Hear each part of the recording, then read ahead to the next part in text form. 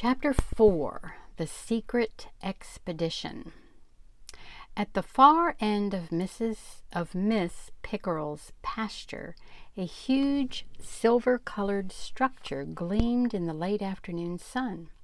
It was shaped a little like a pencil, but it was much fatter and had several wide fins at the bottom. Even from here, Miss Pickerell could see that the thing was enormous. It was far bigger than any airplane Miss Pickerell had ever seen or ever heard about, and instead of resting flat on the ground like an airplane, it pointed straight up in the air. A long, thin ladder extended down from the thing to the ground, and even as she looked, Miss Pickerell saw two men walking across the pasture to the ladder, one behind the other. They climbed up and disappeared inside the structure. For a long moment, Miss Pickerell stood there, shading her eyes with her hand. She was not slow to realize that this must be the secret expedition Mr. Haggerty had been talking about, and of course these must be the people who had been using her house while she was away. "This is the last straw," Miss Pickerell said, "just the last straw." She tied the cow to a tree with great angry loopings of the rope and marched down the lane to the pasture. A young man dressed in khaki work clothes and a red baseball cap was sitting on the top rail of the fence beside the pasture gate. He was eating a pretzel. Miss Pickerell reached out to open the gate. The young man climbed down from the fence. "I'm sorry," he said, tipping his cap, "but you can't go inside." "I can too," Miss Pickerell said. "I am Miss Pickerell. This is my pasture. What is that thing doing in there, that enormous metal contraption?" "We're going somewhere in it," the young man said. "I'm not supposed to say where." "That's ridiculous," said Miss Pickerell. "It's too big to fly. Besides, it's pointing straight up." "Well, you see, Miss Pickerell, it's not an ordinary airplane." "That's quite obvious," Miss Pickerell said. "Just what is it, and what's it doing here?" "It's a spaceship." "Whatever that is," said Miss Pickerell. "Now I want you to get out of there immediately. How do you happen to be using this pasture without my permission, anyway?" "Well, you see," the young man said, "we wanted to find some quiet spot where people wouldn't find out what we're doing and bother us. If people knew about it, especially if they knew where we're going, they would ask all sorts of questions. We would have to spend so much time answering questions that we wouldn't have any time to make preparations for our trip. You know how people are." Miss Pickerell looked across to the spaceship. "How did you get in here?" "We built it. When we found that no one was using this pasture and that house up there that seemed to be abandoned—" "That house was not abandoned," Miss Pickerell said. "It's my house. I was merely away on a visit. You have been trespassing." "Would you care for a pretzel?" the young man asked. He took a waxed paper package from his pocket and began to unwrap it. "No, I wouldn't," Miss Pickerell said, "and don't try to change the subject.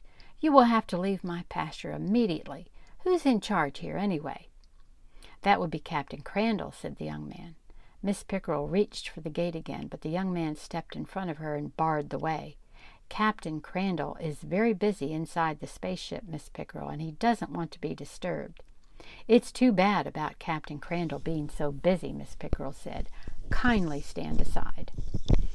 The young man still stood with his back against the gate. Under any other circumstances, Miss Pickerell, Miss Pickerell, he said, "I know the captain would be delighted to meet you.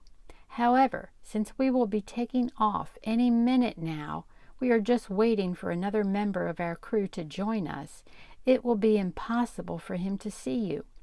That's why I have been stationed out here, just to keep people from bothering us at the last minute, in case someone has found out where we're going." Miss Pickerell turned and pointed up the lane. "Do you see that cow tied to a tree? That's my cow. She belongs in this pasture, and I'm going to put her there. Before I do, I want all that stuff in there taken away, all those sheds and things, and especially that enormous contraption." The captain will be very sorry to miss seeing you, Miss Pickerel. Perhaps later, when we have returned." "Don't you dare return to this pasture," Miss Pickerel said. "Now, are you going to tell your captain I want to see him, or aren't you?" "I tell you what I could do," the young man said. "I might be able to get a message to him." "Now you're talking sense," Miss Pickerel said. "As long as I have to report you to the executive officer." "As long as you have to do what?" Miss Pickerel shrieked. "Report you, on my walkie-talkie. You see, my orders are to report any suspicious characters. Not that you look like a suspicious character, Miss Pickerel. I didn't mean that at all." The young man was embarrassed, but Miss Pickerel was far too angry to notice. She was so angry that she choked when she tried to speak, and no words came. The young man leaned down and took the handset from a walkie-talkie strapped around his chest. He held the handset to his ear. "You see, Miss Pickerel," he said, "we use this walkie-talkie to talk back and forth to the spaceship when we're outside." "You don't have to explain walkie-talkies to me," Miss Pickerel said.